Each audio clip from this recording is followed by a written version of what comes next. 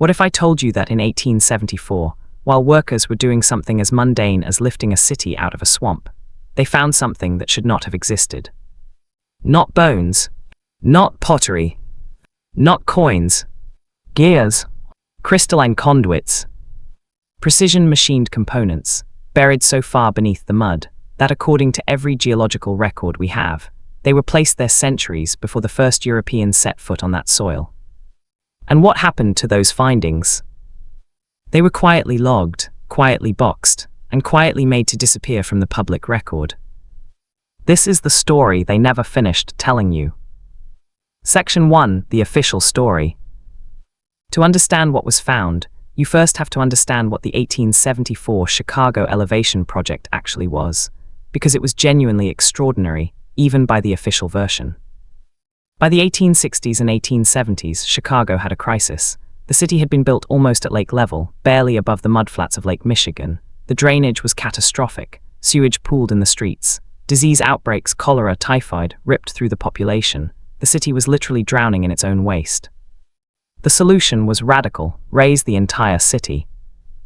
Not just the roads, not just the sidewalks. They raised entire buildings, whole city blocks, sometimes by as much as 10 to 14 feet. Using hydraulic jacks, thousands of workers would slide cast iron screws beneath the foundations of brick buildings, hotels, warehouses, and lift them, while people continued to work and live inside them.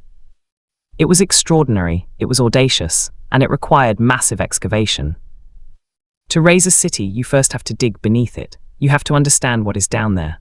Workers drove shafts and trenches through layer after layer of compressed sediment, post-fire debris, pre-settlement clay, ancient organic matter, all the way down to the geological substrata that underlay the original wetland.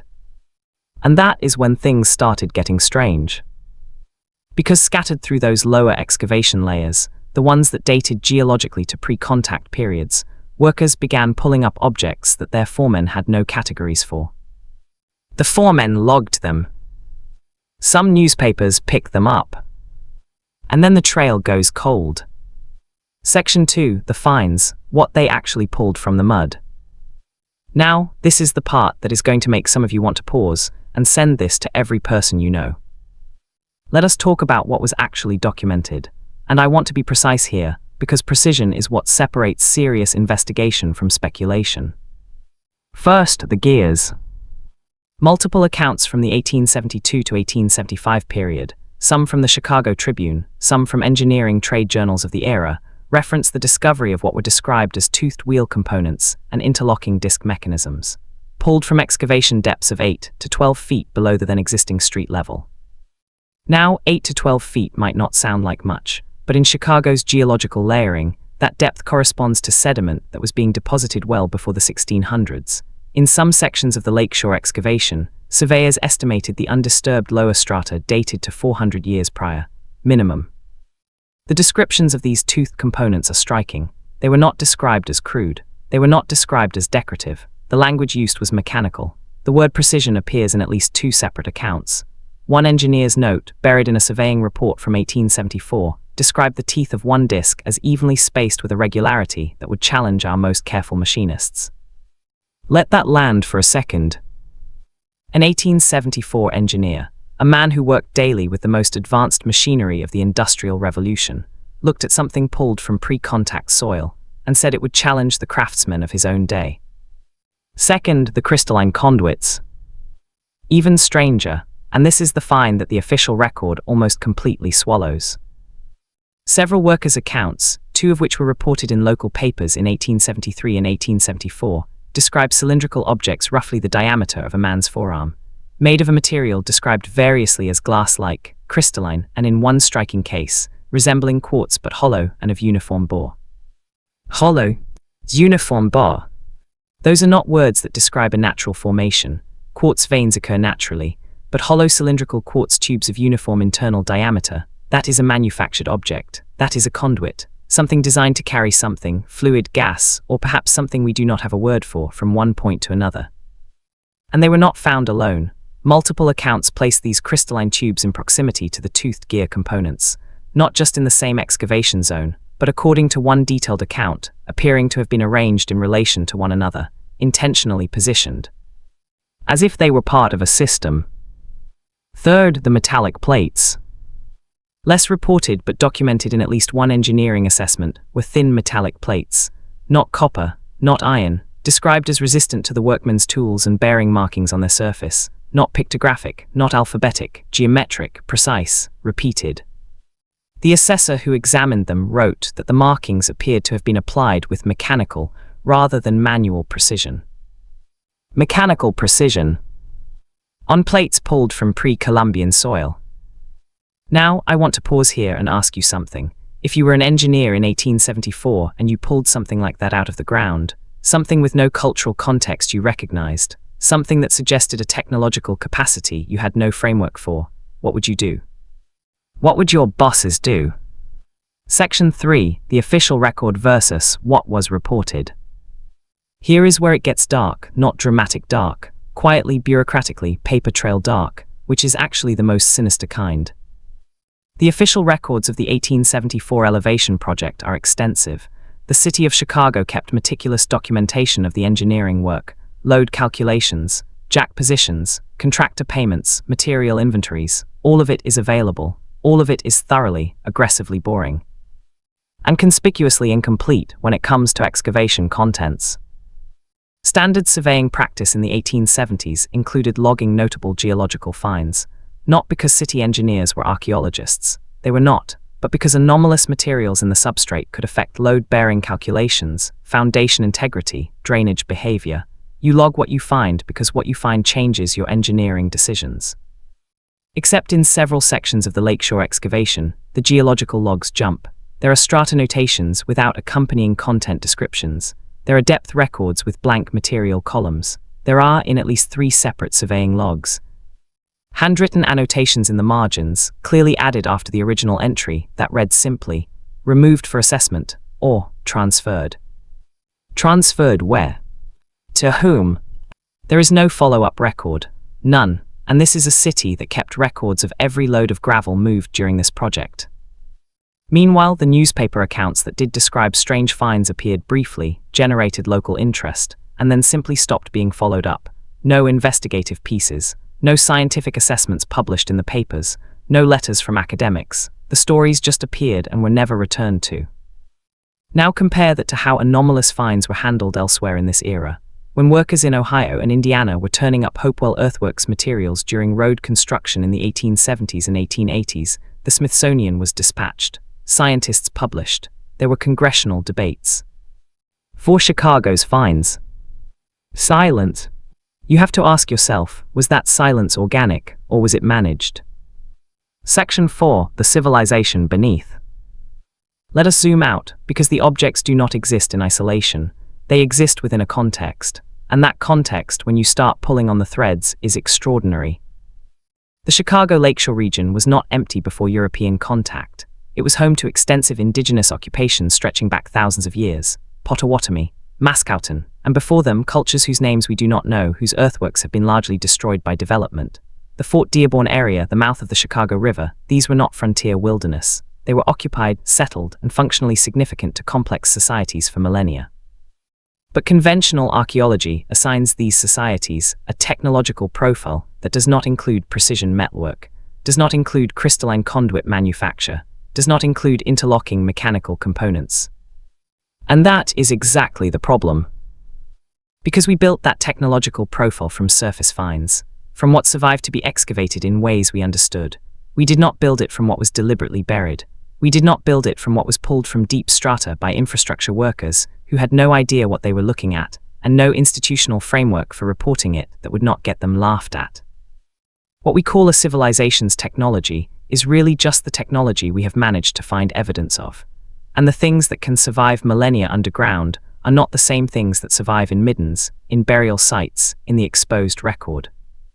Metal corrodes, except certain alloys do not at the same rate. Crystalline materials survive extremely well underground. Geometric precision is not something organic processes replicate. So what are we actually talking about when we imagine a civilization that could produce these objects? We are talking about a civilization that understood materials science at a level that conventional history does not assign to pre-contact North America. A civilization that was engineering systems, not just objects. The proximity of the conduits to the gear mechanisms is not an accident of deposition. It is the remnant of an apparatus, something that processed, channeled, converted, or generated something. Whether that was mechanical power, hydraulic pressure, thermal energy, or something we do not have a clean category for, we cannot say for certain. What we can say is that the finds, taken together, describe infrastructure. Subterranean infrastructure of deliberate design and sophisticated execution. And it was buried completely, deliberately, either by time and catastrophe or by hands that chose to conceal it. Section 5, the cover-up mechanism. I want to be careful here, because this is the section where people slip into unfounded conspiracy territory. I am not going to do that. I am going to show you something far more disturbing than a conspiracy. A system.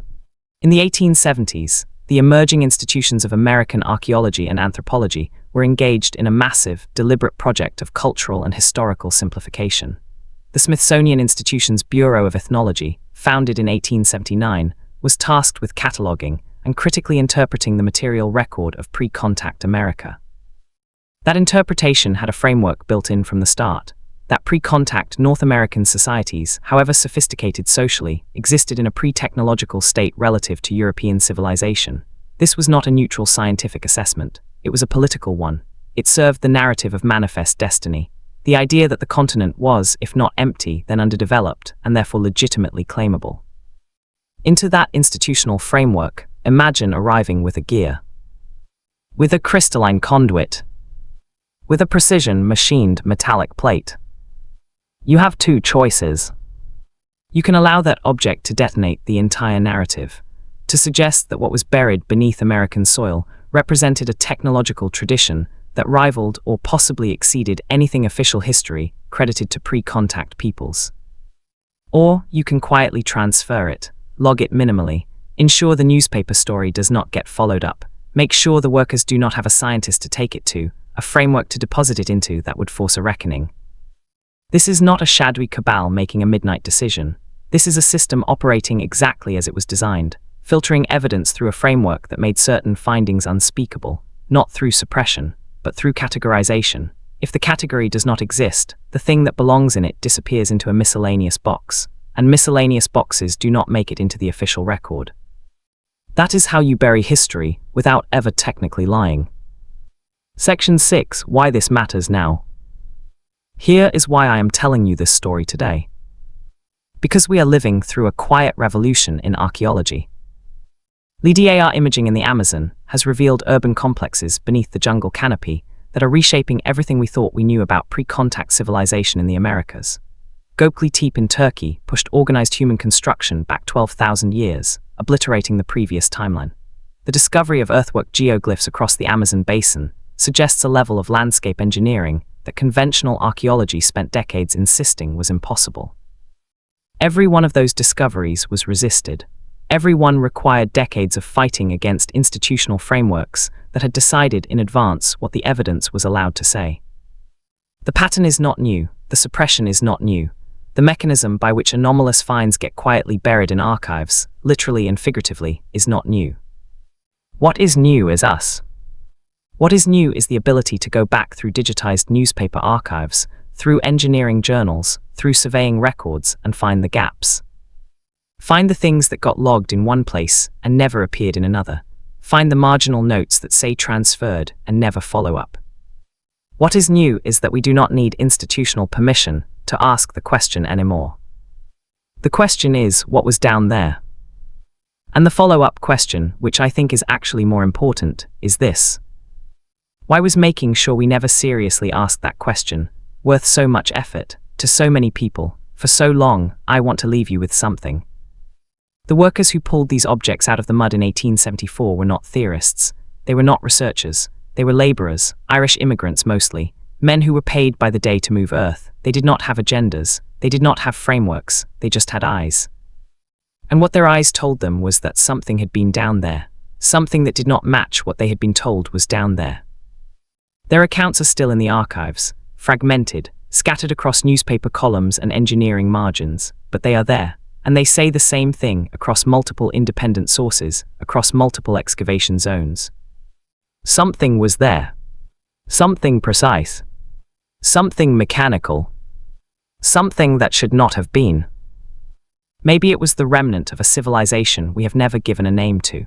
A culture sophisticated enough to build subterranean systems, then lost so completely that only the buried bones of their technology remained. Maybe it was something stranger still. Or maybe, and this is the possibility I keep returning to, maybe the real discovery of 1874 was not the objects themselves.